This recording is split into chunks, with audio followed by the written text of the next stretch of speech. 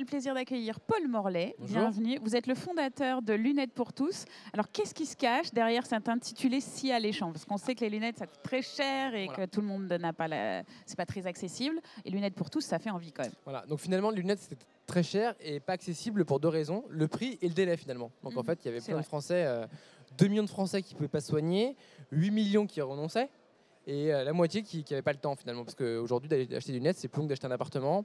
Rendez-vous chez Ophtalmo, il y a 9 mois d'attente. Ensuite, trouver l'opticien. L'opticien, il y a trop d'offres. Donc il y a plein d'enseignes qui se basent sur des paires offertes, des remises, etc. Donc on ne sait pas comment ça se passait. Et on a essayé de créer finalement un concept de lunettes à des prix simples, 10 €, 20 €, 30 €, tout compris, monture et de verre. Et surtout de pouvoir passer l'examen de vue dans le magasin sans ordonnance et de repartir avec ses lunettes à sa vue, le tout en moins d'une demi-heure. D'accord. Voilà.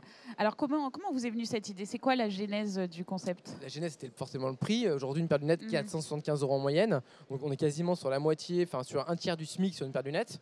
Les Français étaient mal soignés, les mutuelles remboursaient de plus en plus mal, c'était de plus en plus rare de se faire rembourser. Et puis il y avait une autre partie de la clientèle qui avait les moyens mais qui n'avait pas le temps. Donc on a voulu créer un concept avec une promesse un peu à l'Amazon très rapide et une promesse de prix parce qu'aujourd'hui le low cost est très courant dans le marché. D'accord, alors comment on rentabilise un concept comme ça? Le problème est là parce qu'aujourd'hui les chiffres du marché c'est simple, c'est une paire de lunettes 475 € en moyenne, 12 000 opticiens en France, 12 000 magasins qui vendent en moyenne 2 à 3 paires par jour. Et avec ça c'était rentable. Et nous, on s'est dit, OK, combien coûte une paire de lunettes à faire finalement? Une bonne paire de lunettes, une monture et 2 verres anti-rayures à la vue de bonne qualité qui nous coûtait à peu près 6 € à faire. Et on s'est dit, on va vendre ça 10 €. Donc une marge assez réduite de 40%, quand même confortable. Sauf que le problème, c'est qu'il fallait en vendre forcément beaucoup plus. Et non pas le double d'un opticien classique, donc pas 5 paires par jour, vous vous en doutez bien. On était plutôt dans le tour de 150 paires par jour. Et là, on me dit, vous vous rendez compte quand même que le marché est à 3 paires par jour en France. On a un énorme magasin à New York qui fait 80 paires par jour. Comment vous allez faire 150 paires par jour? Et on ouvre avec Xavier Niel en 2014, Lunettes pour tous à Paris. On essaye, les lunettes de vue à 10 € en 10 minutes. Et on vend 300 paires par jour dans ce magasin-là, qui est devenu le plus gros magasin d'optique dans le monde. Et on a su dupliquer ce magasin-là partout en France. Donc en fait, le volume rattrape le volume, etc. Tout à fait. Marche.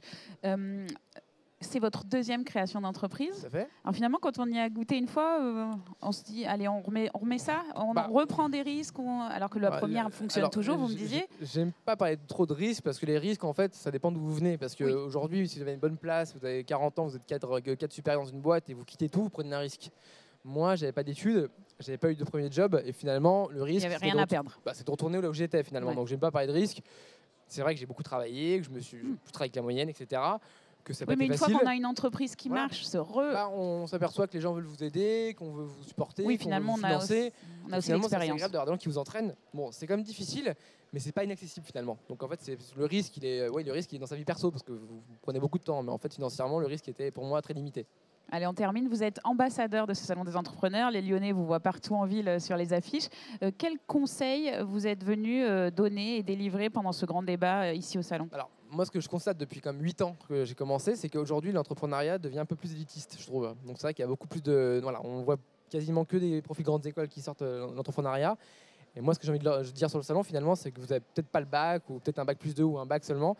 Vous allez remonter une boîte. Parce que c'est bête ce que je vous dis, mais je pense que les jeunes aujourd'hui, je parlais avec des jeunes sur le salon qui me disaient, moi j'ai pas fait le M Lyon, j'ai pas fait HEC, alors que tout le monde avait une boîte qui monte HEC. Mais en fait non, vous avez le droit de monter une boîte, je vous le dis, à la chambre de commerce sans diplôme, vous avez le droit d'avoir des clients sans diplôme, vous avez le droit d'avoir un chiffre d'affaires sans diplôme, et d'être rentable sans diplôme. Donc faites-le, peu importe votre idée, allez-y, on vous suivra. Paul Morlet, merci beaucoup. Merci.